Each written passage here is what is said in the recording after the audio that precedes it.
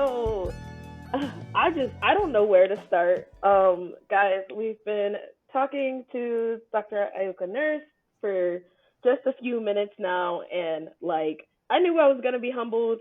Justin knew he was gonna be humbled, but we're already sitting here like, oh, you were so cool. You were so cool. So thank you so much for being here. Well, I'm happy to be here, and I just wanted to say the way that you reached out to me, that I there was no way I was going to say no. I know we had some scheduling conflicts, but I wanted to make sure that I make myself available to you and to what you're doing, and I'm just happy to be here. Oh, thank Thank you for you. having me. Oh, appreciate that. Yeah, I told Justin how excited I was when I discovered your dissertation, and I was like, I never like cold turkey email, LinkedIn DM anybody, but I was like, I just maybe she'll see it, and if she doesn't, I'll live, but I'll be upset at myself if I don't at least try. So yeah, when you answered, I'm not gonna lie, I've been talking to people about this for a long time. Like I'm like, you guys don't know who we're gonna have on the podcast. Well, I'm so happy, and it's also refreshing because I've been in that position before, and I know the feeling. So, just let me know what it is that you want to discuss and how you want to approach it. And I'm just going to go along for the ride. So, Hey, cool. All right. Well, thank you so much. Nice. We're really excited to have you as like towards the start of our season 2 recording.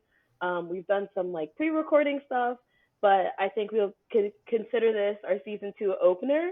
And for season 2, like season 1 was phenomenal. We had so much range in our guests.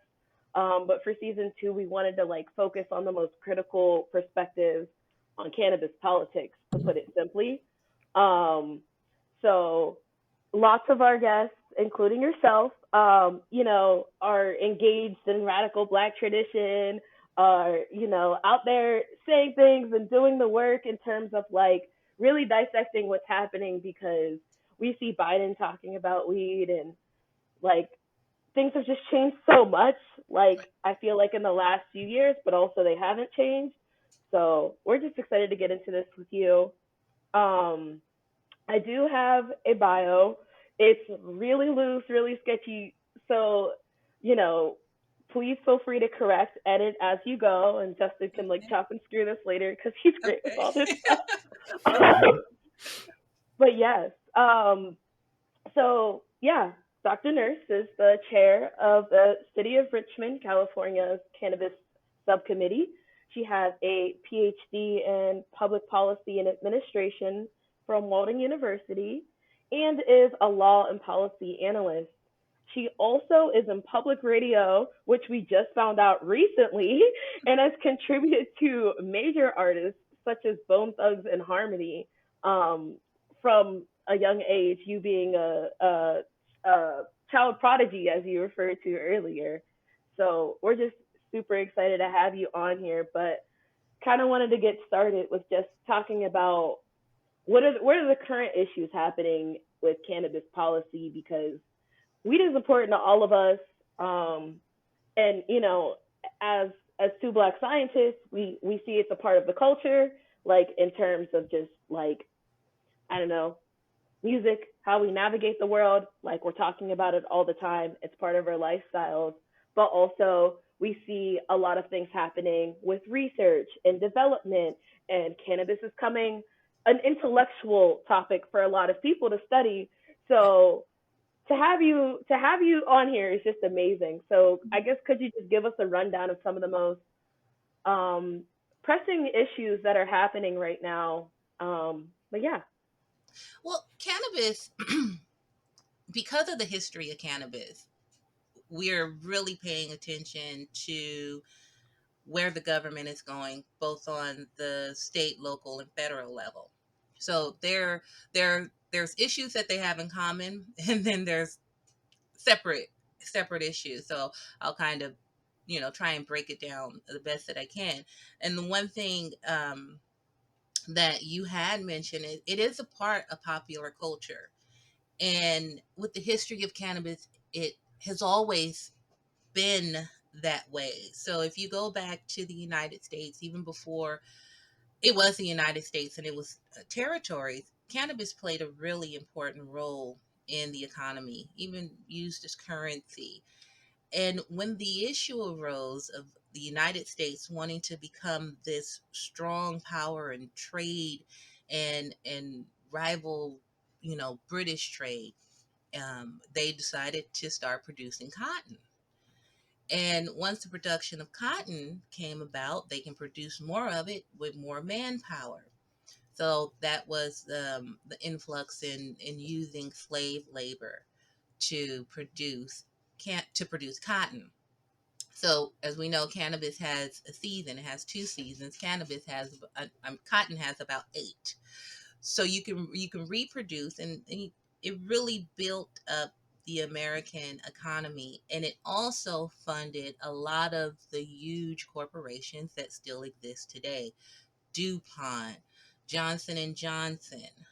That's why when we look at the current federal laws that are passing, really have to do with the research. And that research is really being done to benefit huge pharmaceutical companies and beverage companies. So we have to look at that, and then look at the laws that support those different things. So we have research. But then you have only 5 to 6 companies that are allowed to get the government grants to do the research. So that's closed down. Then you have a limited number of universities who are able to really conduct research. So some universities have found a way around it, and they're doing really amazing things with hemp and hemp Mm. fiber. So you have Aggie Life, Texas A&M, that have an amazing program. And the only reason why I mention them is because I just toured their facility a few months ago. So there's a lot of information behind there, but my focus is on the legality of it and how the legal or the declassification of cannabis, how that is becoming a divisive tool to put owners in a position where they have to be responsible for paying the taxes on a local, state, and they do pay federal taxes as well, although it's not legal or declassified. But they also are being charged with, so let's say, for example, if the MORE Act would have passed. One of the issues with the MORE Act is that they're going to collect money from owners to fund programs to expunge records related to cannabis. That is a state issue. That there's no other industry where you are responsible for what someone else does in that sense. Or you have to Mm. give extra money. You already pay taxes. So, and the reason why I bring that up, it doesn't matter where anyone stands with that issue of whether or not ownership pay more. But when I look at policies and I analyze policies, I look back at what I call monumental laws that have already passed. And if you look at the New Deal, the Civil Rights Act, and then the war on drugs, all of those had what I call great compromises, where it's usually disadvantaged communities, the Black community, that are left holding the bag. For example, with the New Deal was, I mean, it was something that was supposed to restore the economy after the Great Depression. But in order to rally the vote from Southern liberal Democrats, Southern, we're talking Mm. about liberals here, they had to Mhm. remove protections for domestic workers and farmers. And during that time, most of the domestic workers and farmers were Black. What's holding up cannabis legislation now is a lot of the equity language.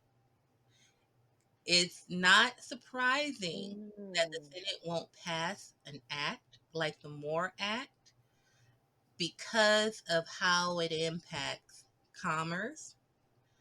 But whatever their excuse is, most people, and I shouldn't say most people, but I can say most lobbying dollars go towards lobbying the support from mostly Republicans.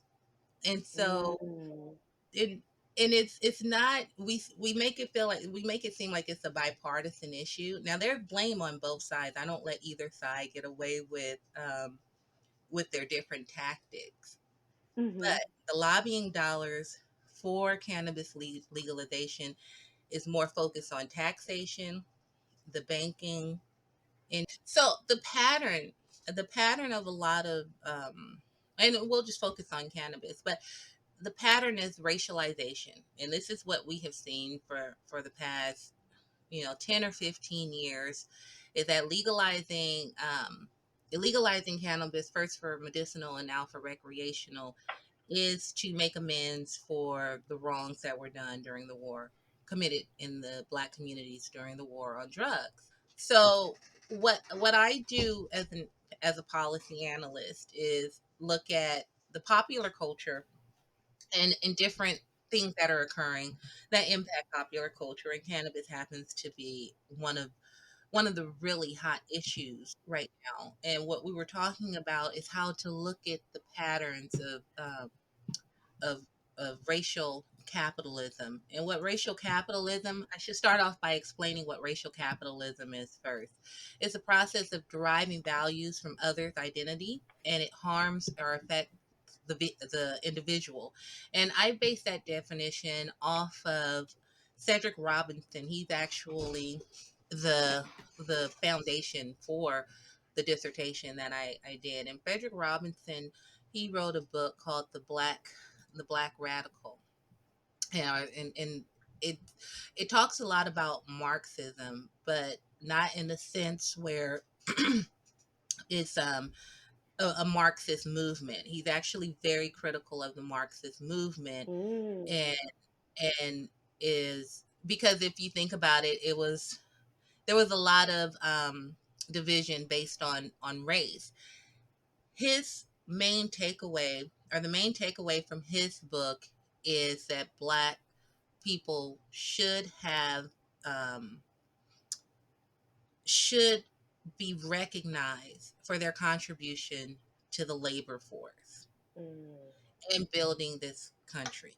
Mm. And he says that it's going to take a radical act, and that radical act, it's not going out tearing up things. It's a different way of thinking and a different way of approaching things.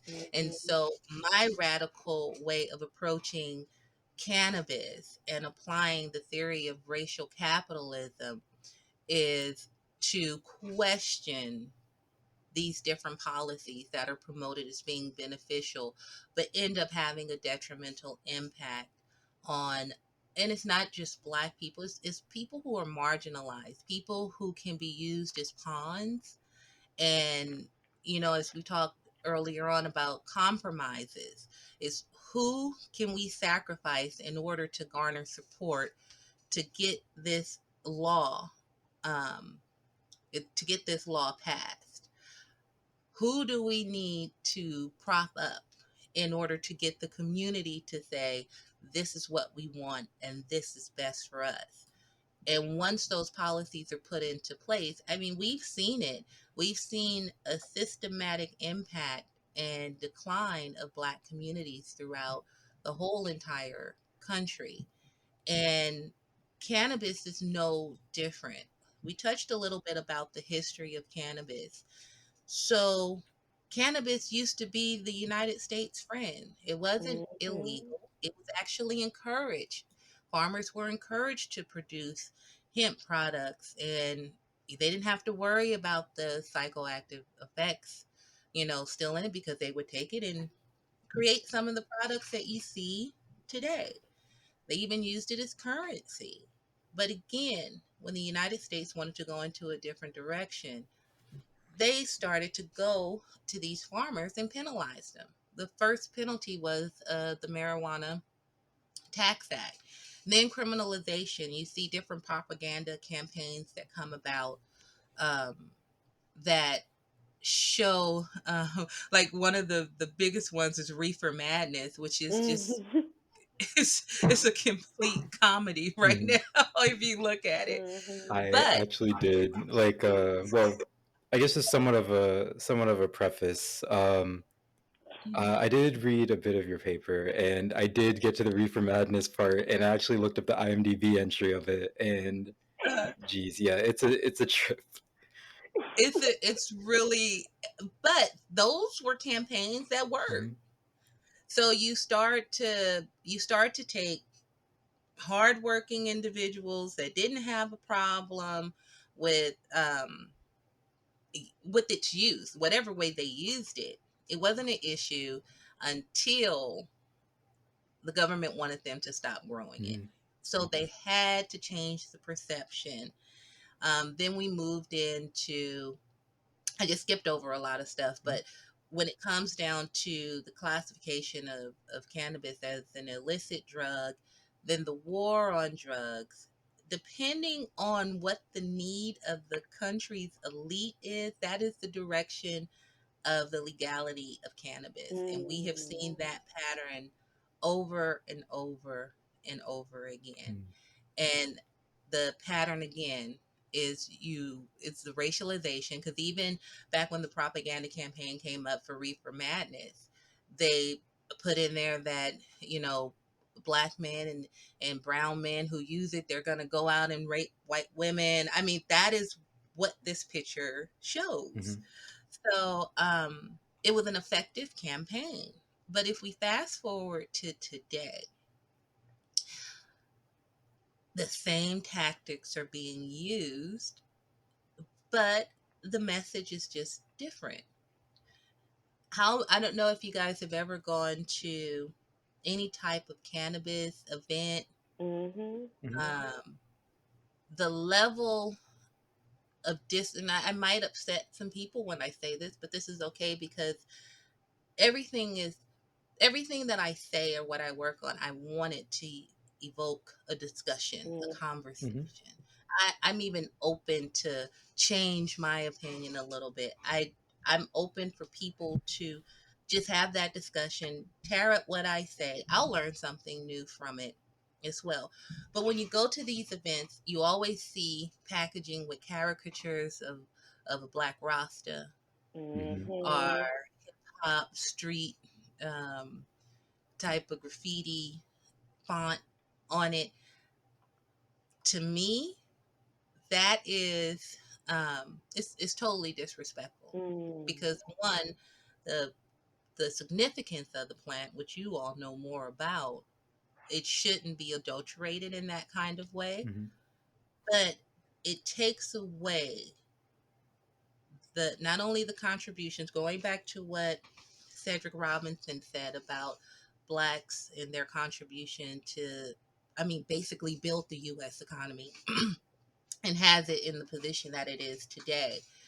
The same thing we're seeing in cannabis. So when you go to these events, it's hard pressed to find a black owner who has black investors and who has a successful business. It's Mhm. easy to find a black person who is put at the forefront to talk about equity and Mhm. legalization, but there is no true action behind making sure that these things come into place. The amount of ownership amongst Black Americans in the, because it's very important to distinguish it, because in cannabis, because people will say people of color, Mhm. there's an overrepresentation of Asians. Mhm.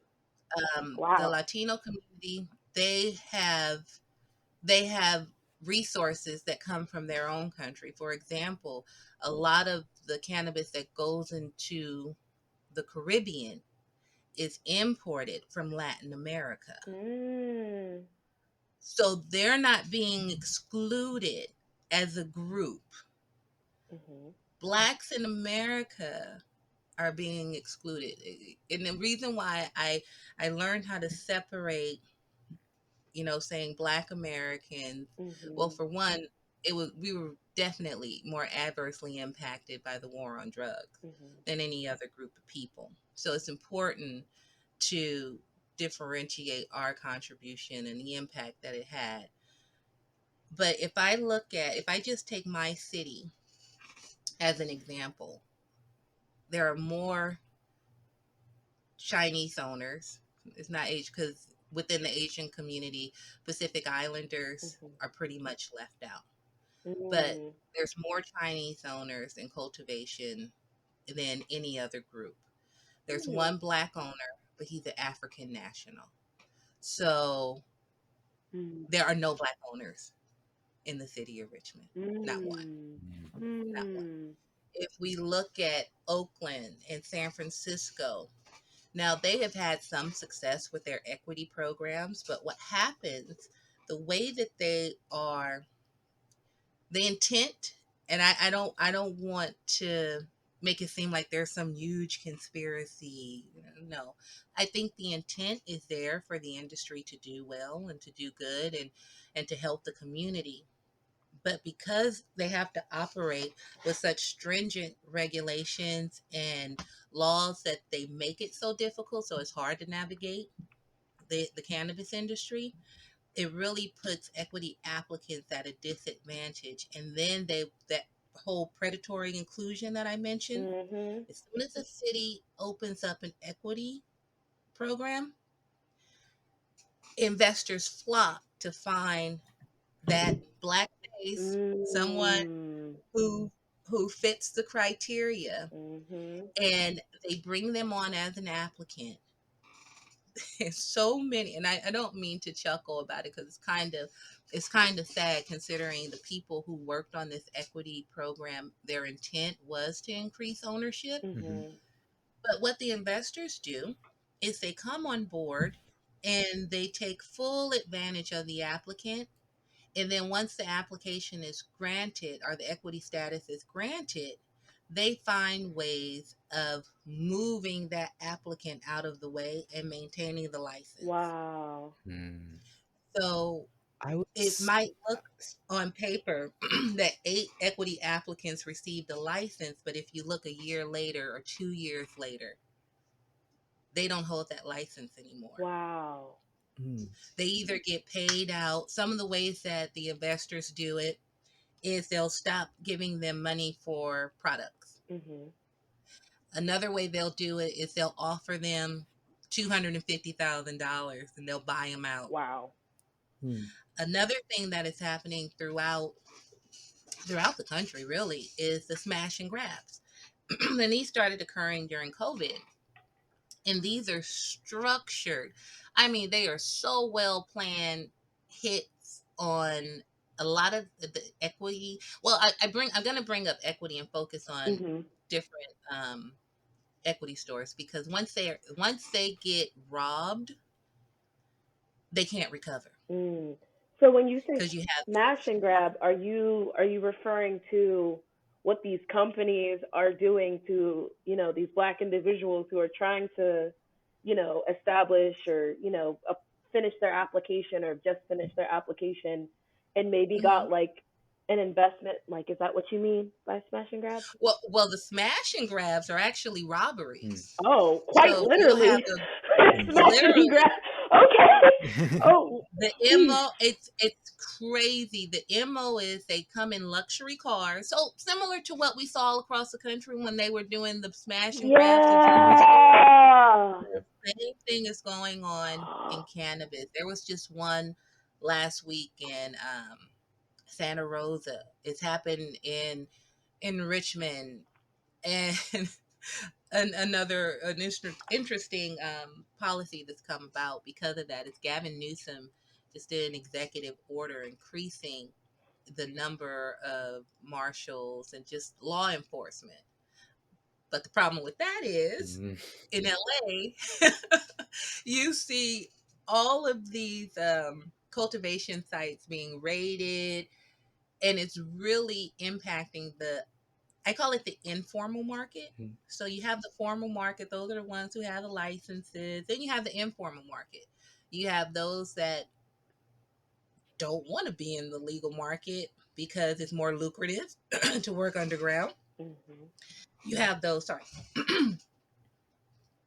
you have those that can't go into the legal market, which is what I would like to focus on. Those who can't go into the legal market because they've been arrested. Mhm. And if you've been arrested, you haven't had your record expunged, you can't get a license. Mm. So the informal market is flourishing right now. They make about 8 times, some would say 10 times as Wow. much in profit than a legal entity. Then they don't have to pay taxes, they don't have to pay for inspections. So if my state is paying more money for law enforcement, you can imagine what is about to happen in the informal market. So Mhm. it wasn't a discussion about how to bring the informal market and make it um make it to where they would want to become formal. Mhm. No, instead of that, here's a we have to look at how much money is behind arresting people and using probable cause to pull people over. Those are things that have not changed. Mm. It has not changed. Black people in California, and the numbers really don't differ, are still 3 to 4 times more likely to be pulled over and arrested for possession, even in states where it's legal. Mm. Still in California, as liberal as we are, blacks are still arrested at 4 times the rate. When you look at um, who's being pulled over, probable cause is still, if they smell it, but you can smell it anywhere, but they smell it, they can pull you over, Mhm. pull you out your car. So those things really haven't changed. They have not gotten better, but we still look at and say legalization, legalization. What does that mean? Mhm. What does that look like for those who have been on both sides? Because really nothing has changed for those who have sacrificed the most. So that is one of the bigger issues, especially with the MORE Act. I think that's where I started off. But the MORE Act, if it gets voted in, I don't know if it's even going to come back because it's a new session. But Mm. that was the bill that the cannabis community was really pushing for. But there's problems with it too. Mhm. So we have to be careful of what we ask for. And another thing about legalization, and I don't think the industry or the public understands, is that cannabis is illegal worldwide. Mhm. Mhm. It is considered an illicit drug. All of the NATO countries, except for 5, want to legalize cannabis. Wow. And the United States is not one of them. Mhm. Hmm. So they're telling us one thing, but when the nations get together and talk about cannabis, Mhm. they're doing something totally different. So let's say the United States says, we're going to declassify cannabis in the United States. They can't do that because then you have to start looking at import, export, and then your relationship with other countries who don't want to decriminalize or declassify cannabis. So it's an international issue. And it's like in my dissertation, I called cannabis outside of the United States because it's really impacting Black nations. You know, I call it the new colonialization because you see the same pattern of exclusion Mm. in Barbados, Jamaica, Antigua, and Barbuda, all of these countries who have declassified cannabis in some form Mm. or decriminalized cannabis in some form, you see the same arrests, more arrests, no change. Wow. Ownership, all white are are from different countries, but not local. Mm. It's the same pattern. So I just find it really interesting that here in America, our politicians will they'll use legalization as a platform to bring in voters, but they know the likelihood, they know the ramifications. And again, going back to what I said about other monumented laws and times in our lives, those compromises have always excluded those who are the most marginalized and the most disadvantaged, because they're really pawns. If you want to bring in the Republican vote from the Senate, you're going to have to cut out certain things. I don't think it should be that way, Mhm. but I think people should be more vocal about what's really going on, Mm. because from the outside in, the public really thinks that we're moving and we're going somewhere, Mhm. Mhm. and it's not. And unfortunately, and I don't like to see it.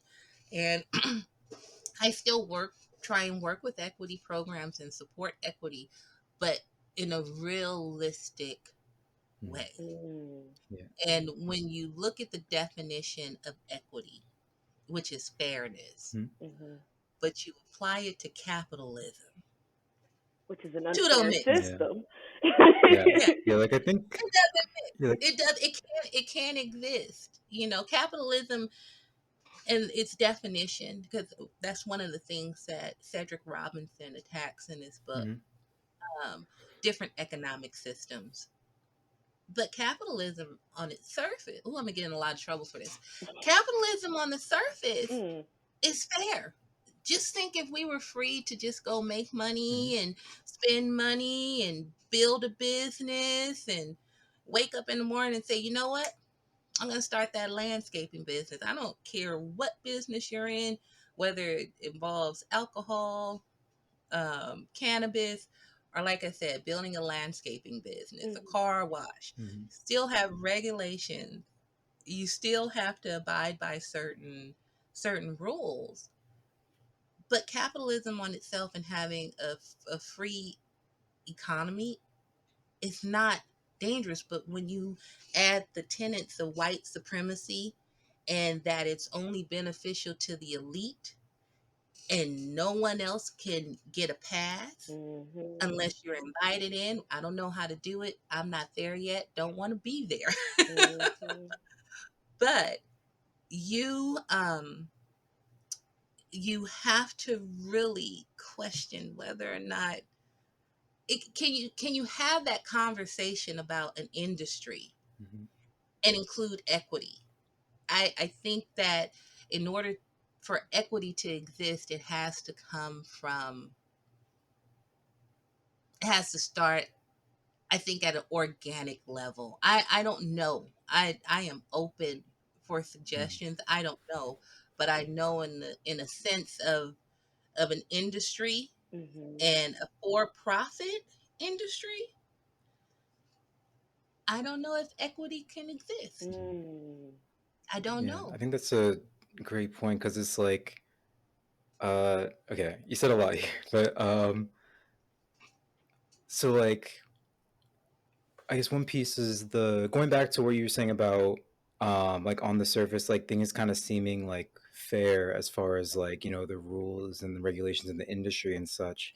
Um and then your last question about like can things like really be fair? Like I think all the things you've touched on like really really do like like bite into that because these individual pieces of like um you know requiring these permits for operation, these the owners of like the legal industry wanting to like reduce the impact of like the illegal the like kind of illegal markets and like but in practice when they actually apply things like increase like policing or you have like the the like when applying for a permit, is difficult because like for the financial barriers or the I think you've also mentioned like how um if you have like felony charges on your record, how like that prevents access, and like how these things like will disproportionately affect black people, people of color, like when you try to apply these like seemingly fair ideas of just like permits or kind of reducing like the illegal role of like the illegal industry, these things still end up disproportionately harming black people and other minorities. So it's Right. like it's like, yeah, how do we kind of like, how do things actually end up being fair like in practice when it's like there are these other, when you look at these individual pieces, like there's still very strong like kind of racial Mhm. components to it. Here, I'll give you an example on a micro level just to show that it can be done, it can be fixed, but I think more attention should be brought to it. I won't name the grant, but I will say that it is a state grant Mhm. that goes to local municipalities, local cities to fund cannabis equity programs. So social equity programs. So it's a grant. I can tell you off what it Mhm. is, but they give out, or they issue millions of dollars to cities. My city just got a $1.5 million grant for equity. Mhm. You would think that you could take a portion of that money and help fund expungement programs, which are on a county level, Mhm. Mhm. and work with the local district attorney to help fund a program to start expunging records for those who are in the informal market so they can come over into the formal market. But it doesn't.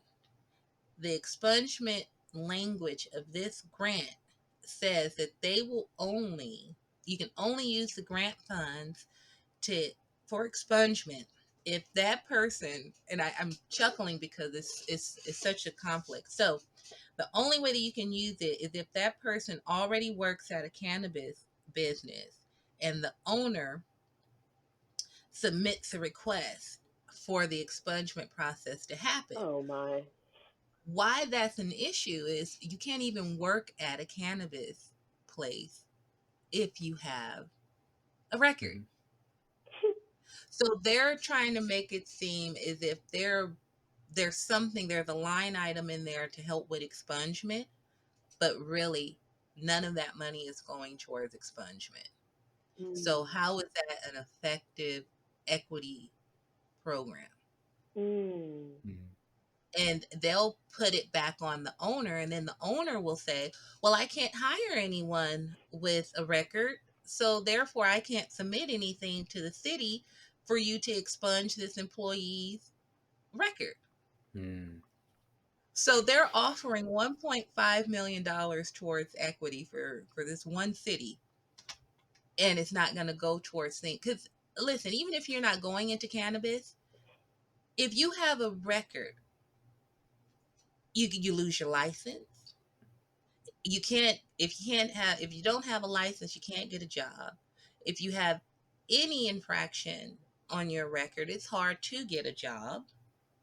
There's a stigma associated with it. It's all the perceptions that are associated with it. So you think if you have $1.5 million that's given to a city where the vast majority of the black population was adversely impacted by the war on drugs, if you wanted to have an effective program, wouldn't you first start with clearing someone's record so they can go and get a job and take care of their families? Mhm. Mhm. So these are the examples. And I don't think there is enough of a discussion, and there's not anyone bold enough, because in my city, people are too busy trying to figure out who's going to get a piece of the $1.5 million Mhm. and not the theme of it, the intent of it. But again, Mm. even if your intent is there, if the restrictions for that 1.5 million grant that comes from the state tells you that you can't use it for specific programs that would increase um, wealth in the economically deprived community, then you have to start questioning, well, what is this money really for and who is it going to? Right. And those are things that I see over and over and over. And this grant funding source is pretty much funded almost every major city that asks for the additional funding. And it's not equaling again. We question, why is the ownership so low? Over the past 10 years, it hasn't changed. It's staggered between 2 to 4%. And we question, well, why can't, and then it's always, well, well, maybe it's what the applicant is doing and they can't get, financial backing. Mhm. If you're in California, you have to come to the table with at least $2 million. Yeah, I think Wow. yeah, it's like you actually have to have like a lease or mortgage like for the property that you're going to be operating out of, right? Which is like, You okay, yeah, let Yes. me just go ahead and like get my mortgage in California before I start my business here. Right? Right. And so you it- think about think about a black, because I know what the perception people have of me when I walk into a room or whatever. They don't know my background. I love it. I laugh at it all the time, but it's also hurtful at sometimes too. So imagine me as a black woman. I've grew up in the same community that I live in today. I still have a hard time going into Wells Fargo accessing my own money. They wouldn't even give me a home loan. I had to go to another financial source to do it. Mm, There are different levels of racism that people are not discussing how it's going to impact Black people as they enter into the cannabis industry.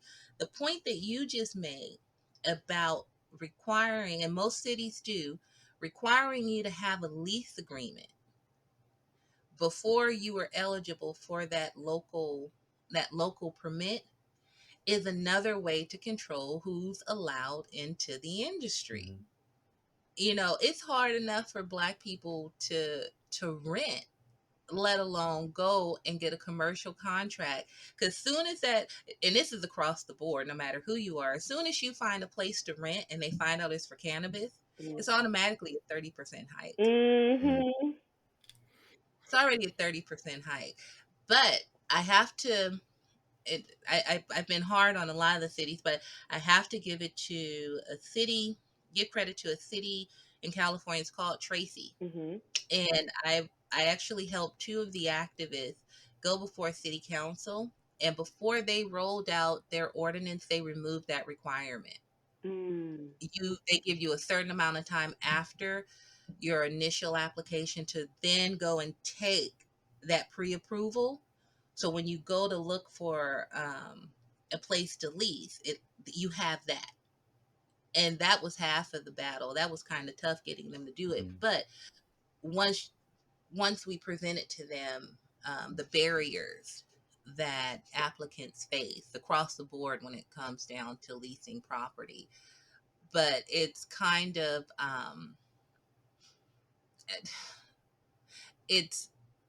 it's so difficult to navigate this cannabis industry in the climate that we're already in, where there's racism that you can pay attention to, and then there's racism that you can kind of, but not being able to go into a bank or to lease an apartment. Those are still racial issues that we have not dealt with in this country mhm, at all.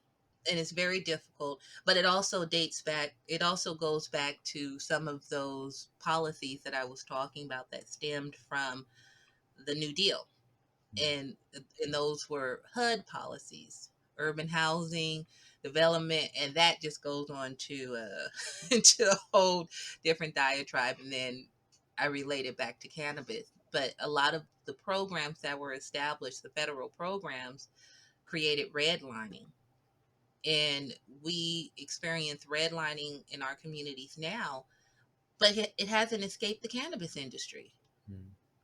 It Mm. hasn't escaped the cannabis industry. I know another city where there's one black owner out of 9, and the way that he was able to obtain his license was that he had to acquire it from someone who already had a license because the city would not deal with him. Mm. It would have been a waste of time. Well, the way that he describes it. So there's a lot of issues when it comes down to cannabis regulations, cannabis policies, cannabis laws, which and the way that there's no so the laws are created, as you know, and the policies are the things that guide the law. So my hope and my desire in speaking out is to change the policy first and impact the law later. And so when there is a federal law, we don't have a repeat of what's going on at the local and state level. Mm. And some states are learning. I'm really interested in what New Jersey has going on. They kind of New Jersey surprised me. I received a copy of their application or their ordinance. So here in California, we're allowed to have 1 ounce on our Mhm. person at a time or purchase 1 ounce. Mhm. In New Jersey, is 6.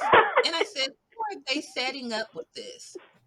It's Jeez. Mm. scary, but it's also interesting. You can have up to 6 ounces on you. Mm. So I'm like, did I read this right?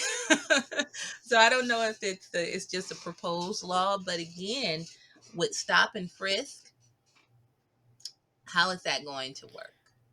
Yeah, I think that Mm. like that pattern that like of just the way you just described that last piece, like that pattern of just like, okay, here's this like generally innocent intention of like this policy change that we're going to make for the like, cannabis industry, but then it's like, when you actually kind of get under the hood, it's like, okay, well, here are these other like, you know contributing like sociological factors or whatever that actually will kind of muck this up or like kind of get in the way here. And it's just like, it just feels like, just constantly running into those sort of roadblocks. And it's just like, I don't know. It's just, it just speaks to your question of like, how does this actually get kind of pulled off? Like, it just seems like there's just so many like just interconnecting like just barriers that are hard to just address. And yeah.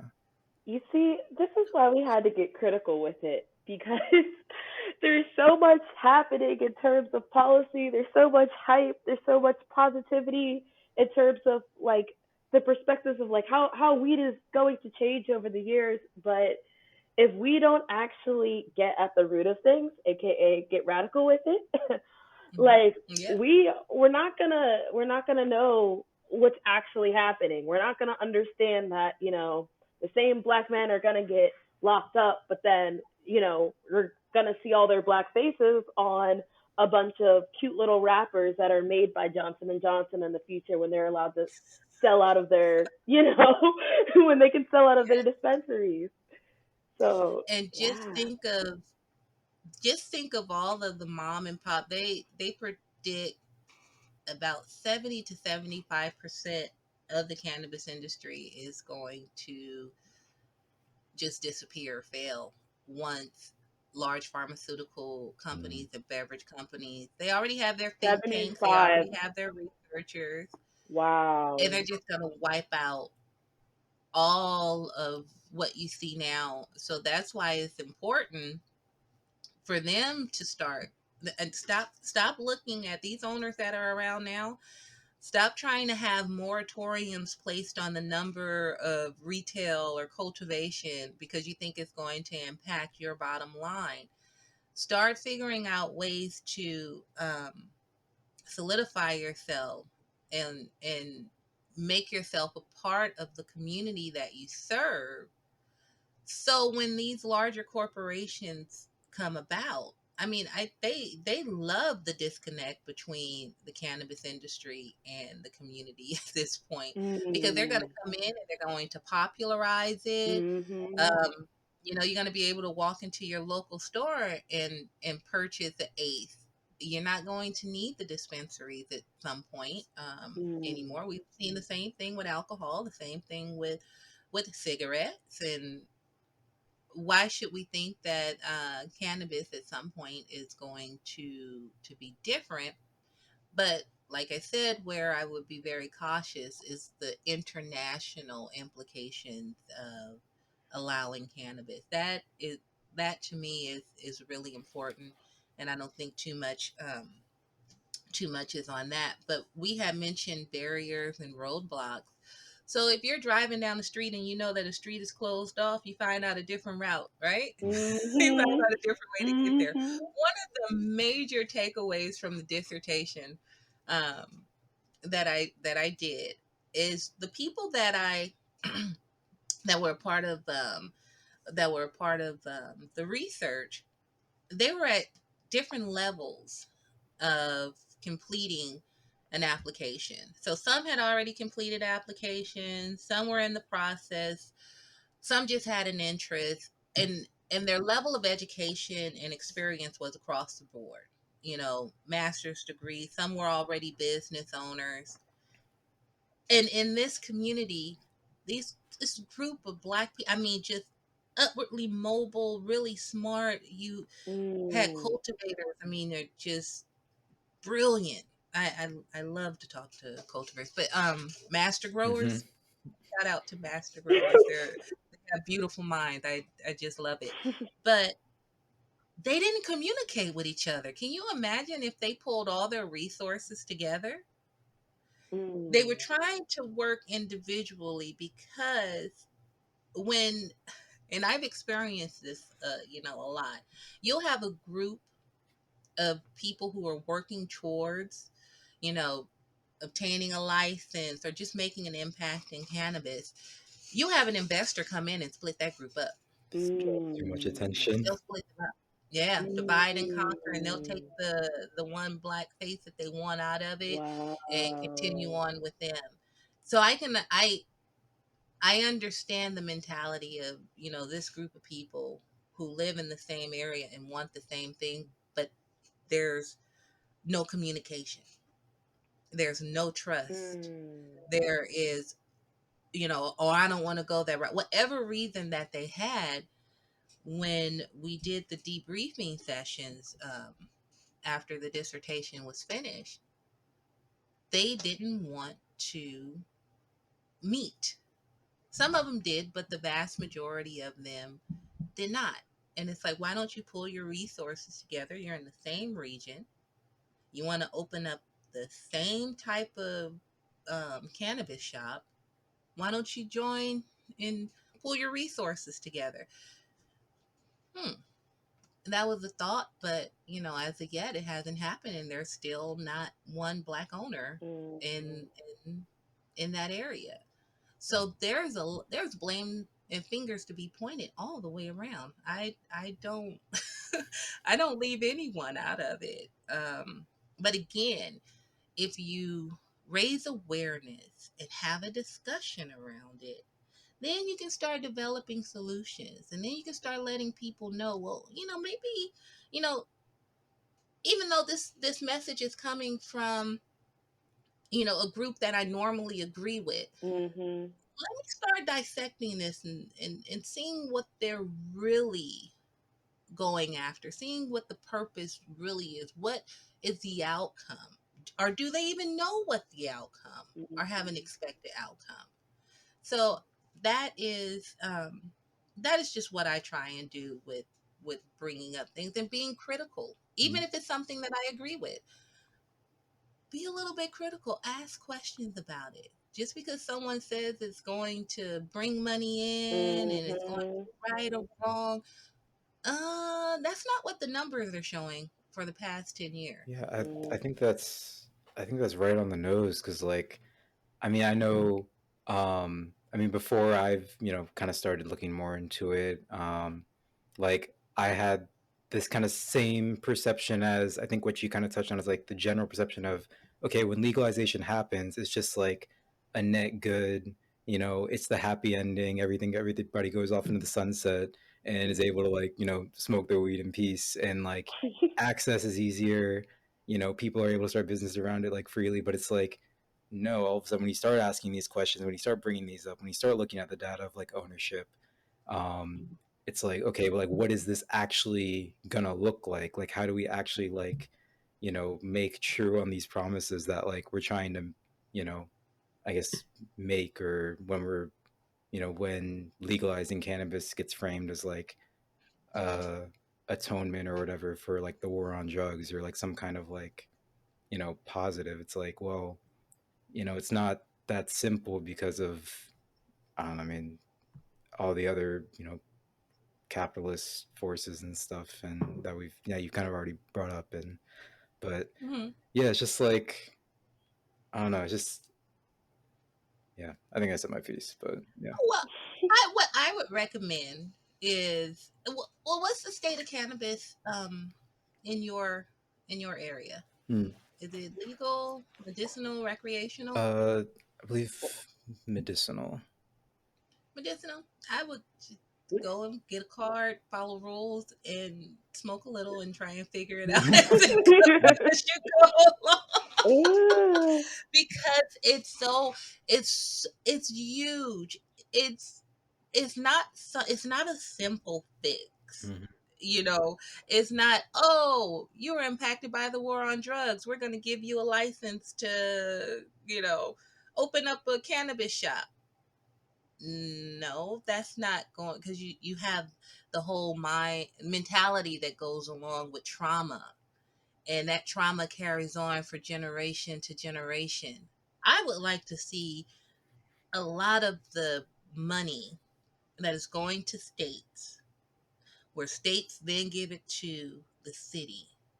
If you really want to address the war on drugs and how that decimated Black communities across this country, put money towards the trauma that we still experience. Put the money behind making sure that people who want to go to work can go to work, and it doesn't necessarily have to be in the cannabis industry. Trade programs. Like I tell somebody, you'll make more money opening up a car wash than you would a retail cannabis shop, Mm. Mm. Whew. because after the feds come in and take their portion, you're really left with nothing, without a Mm. profit. So if we can take what is going on now with cannabis and leverage it into other areas that promote economic growth, to me, that's equity, that's fairness. Not everybody wants to go into, the cannabis industry. It baffles me that there's millions of dollars that are being poured and funneled into equity programs, but they're so restrictive. Just like going through the regular route of obtaining a license, it really is a farce, and we just have to start questioning what what's going on right in front of us. And like we were saying, there hasn't been any real benefit. There hasn't been a real benefit. And here's an example. Where I live, there's a notorious housing, and I call it notorious because it has a history of just a lot of mess going on. It's called the Richmond Townhouses. And next to the Richmond townhouse, probably about 250 feet, is a huge warehouse. It used to be a rug warehouse called Tradeway.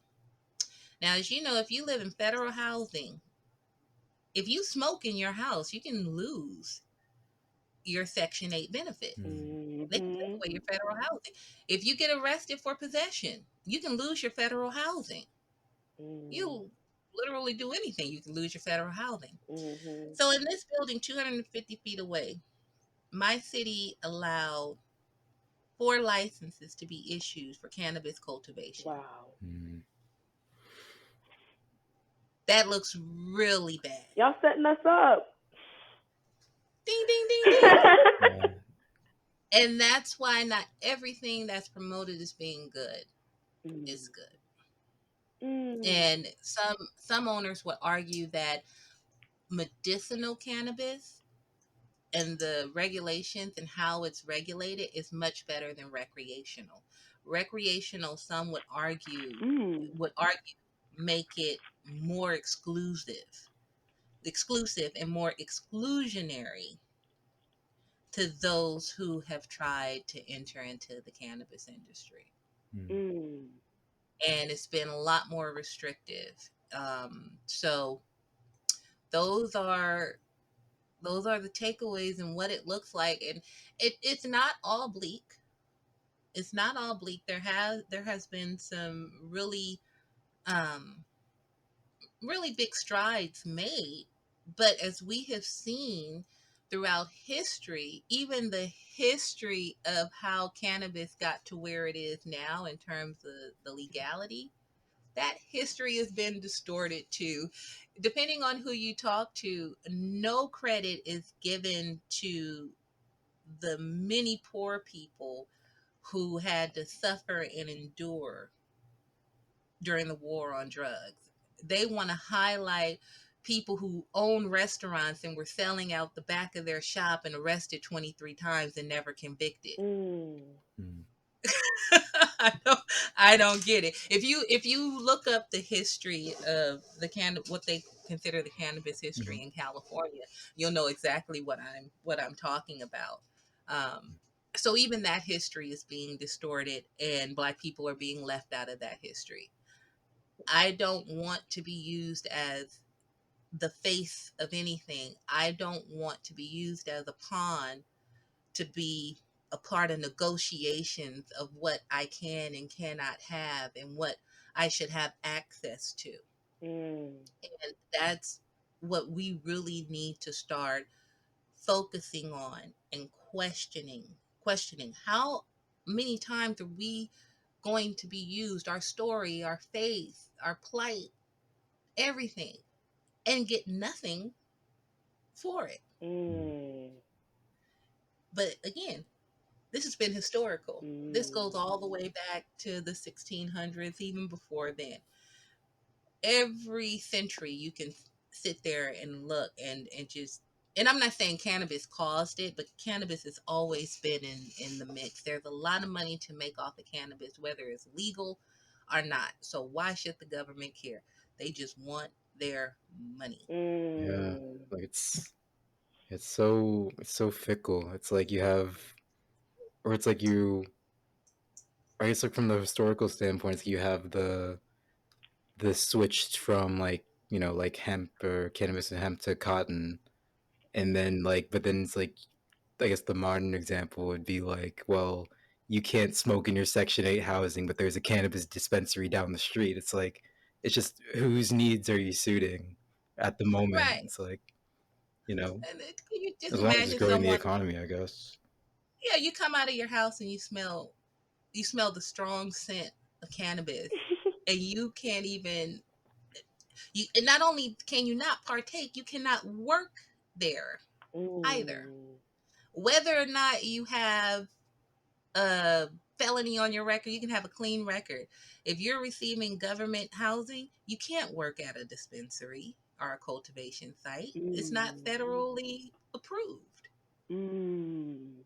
So Mm. it is really, really messy. And the other thing, and it's not just Richmond, most of these areas that are building up cannabis as a tax revenue in their economically depressed cities, like Oakland, San Francisco, Mhm. they are using areas that were left blighted by the war on drugs Mm.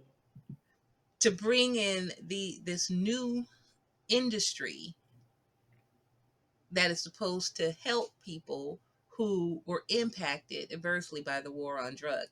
No, you just got a really good tax break and a good deal on a piece of property that was left vacant and left, you know, and deserted by whoever the previous owners were. And the city needed to sell it. So they said, okay, you're in the zone.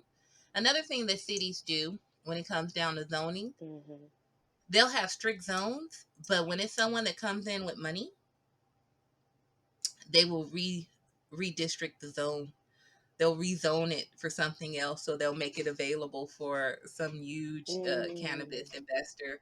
So you have cookies, you have, I name names. You have cookies, you have Mm. um, power plant that's here in Richmond. You have Nugs, and these are huge companies Mm. with a lot of money, and they go into areas that were left blighted by the war on drugs, and they clean up Mm. Mm. for themselves, not for the community. Mm. Yeah, yeah, I said it. Yeah. It needed to be said. It needed to be said.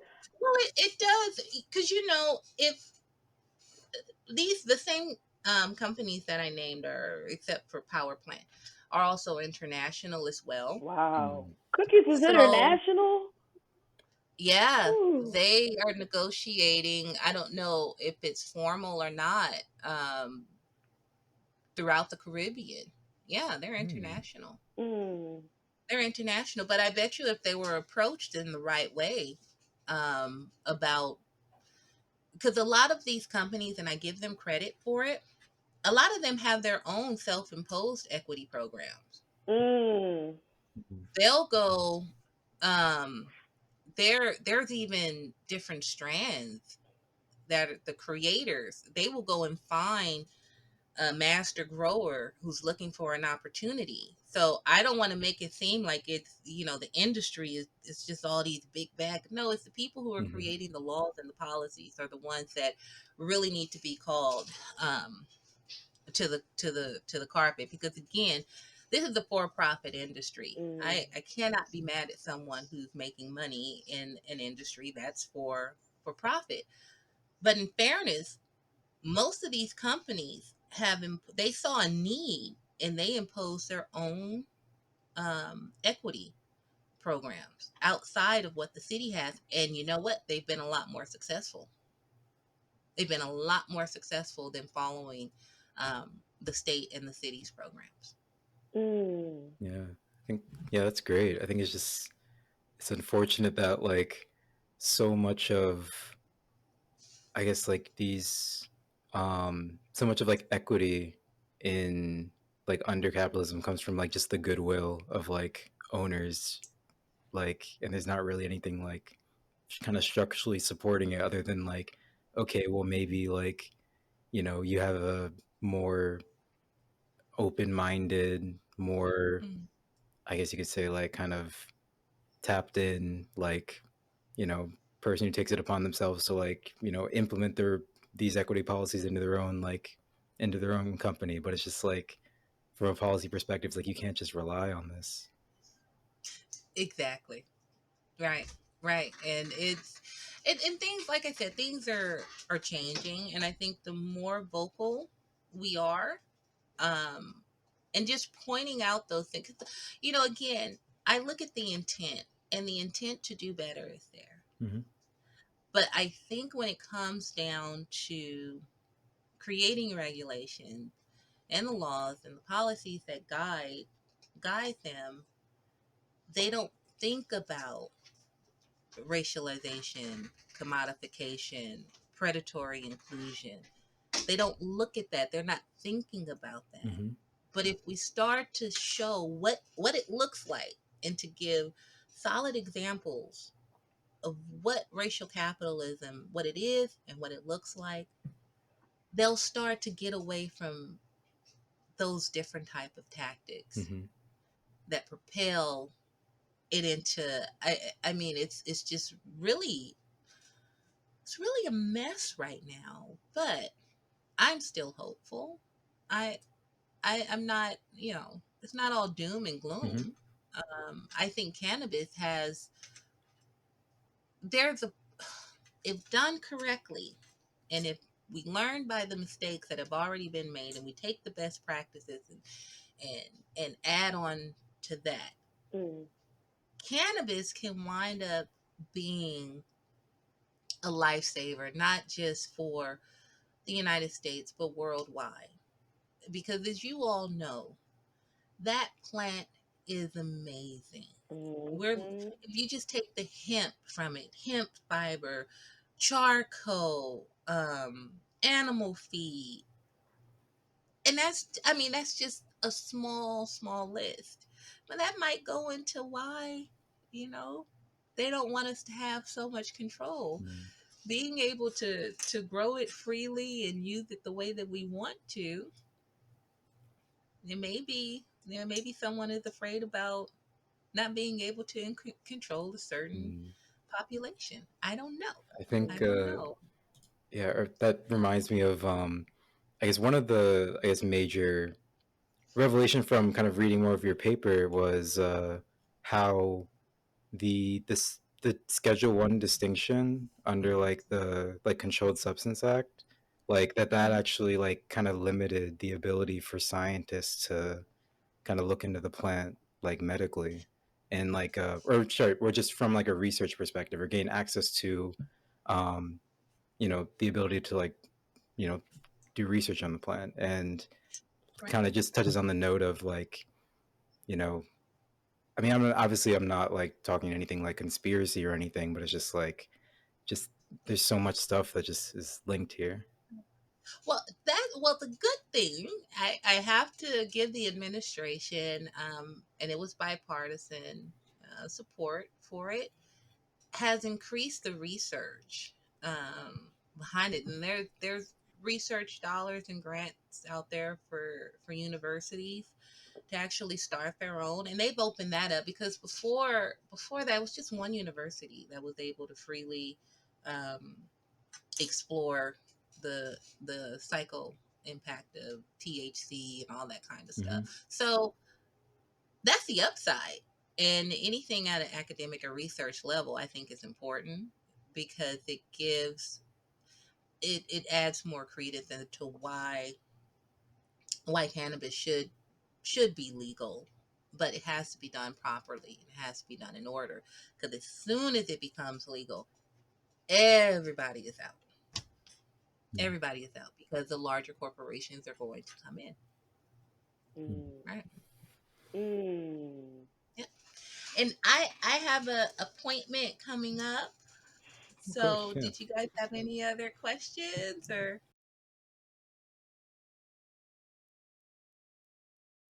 First off, thank you so much. I'm gonna cut my camera back on. Yeah, thank you so much. This is super informative. For play? sure.